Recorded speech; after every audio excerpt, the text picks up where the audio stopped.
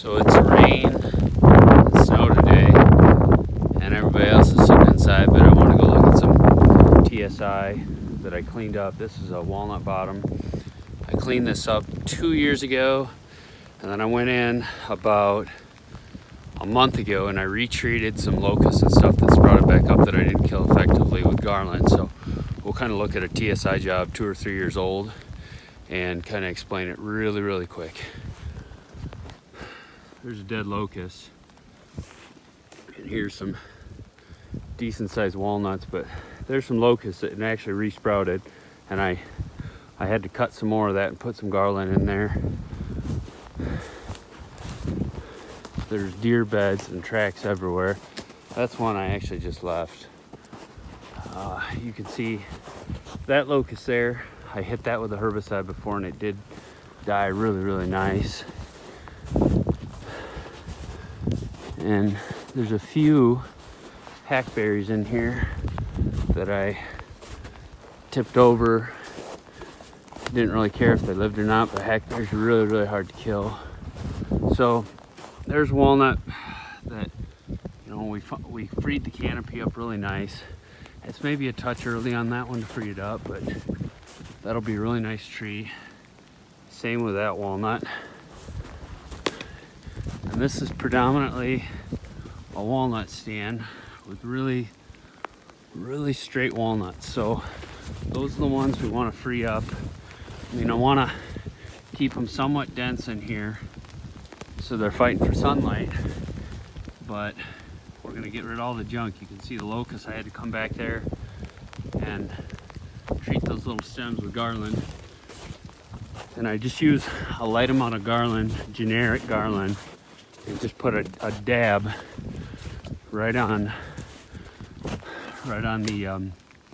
the edges of the ring there, and it kills them really nice. So this is post TSI. I actually got rid of most of the multiflower rose when I came in here a couple weeks ago. Again, I'd take multiflower rose and just cut the base and just put a dab of garland there, and all my locust trees dead with some garland. And I don't want to kill all my locusts, but when they're mixed in with these walnuts, these will really be some nice walnuts later. And it's a lot of cover, and there is, for a bottom, there's just a ton of deer sign in here. And granted, it's raining, but usually they're up on the hillsides. But with this winter, these trees that I laid down, they just nipped all the tops off those, and they love it. But especially with how cold it is, they are struggling for food source. And I've got my standing beans back there that I left a whole bunch, and it's a good thing, but it was a really tough winter. So got that one. I actually double girdled it, and I put a little garland in there, and that is to free that walnut up right there. And I'll show you one other thing. So this is walnuts, of course, like I said, and then up on the top, all up here is let's see if I can find it, right there. So we got all these great big oaks over here across the creek. Big oaks. It starts to get into this huge oak timber up there, the white oak. So it's a totally different forest composition and plan for what I'm going to do over there. But down in the bottom, these walnuts, the nice straight ones, and I did thin a few junky walnuts, can still be kind of thick, but grow real nice and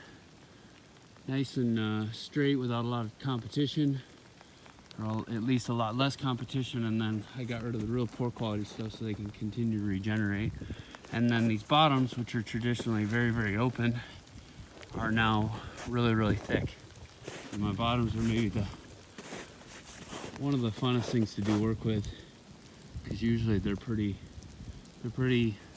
open and lacking cover and deer use, but they've got some really great timber value. So now it's got timber value, tons of browse, tons of cover, tons of bedding, and a great system to regenerate. And there's even a nice oak down here. Not a nice one, but an oak that can, a bur oak that can go to seed and feed the deer and the critters.